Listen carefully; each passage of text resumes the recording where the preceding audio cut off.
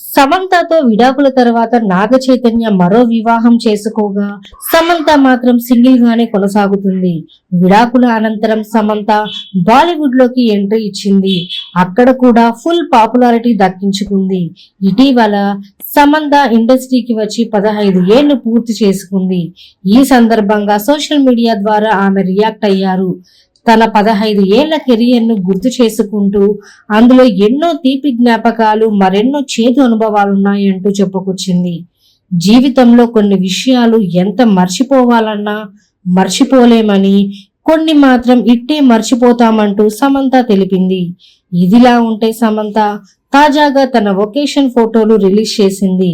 తాజాగా సమంత సిడ్నీలోని వన్యప్రాణుల పార్కులో హాలిడే పిక్స్ ను తన సోషల్ మీడియాలో షేర్ చేసింది. ప్రకృతి, జంతువులు, మంచి వైబ్స్ అంటూ తన పోస్ట్ లో రాసుకొచ్చింది.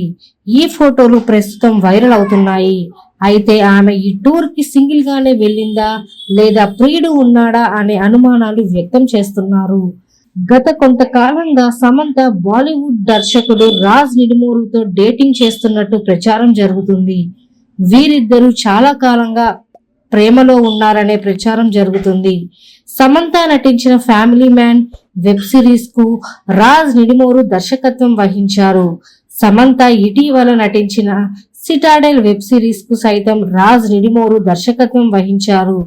ఫ్యామిలీ మ్యాన్ వెబ్ సిరీస్ సమయంలోనే వీరిద్దరి మధ్య ప్రేమకు బీజం పడినట్టు వార్తలు వస్తున్నాయి.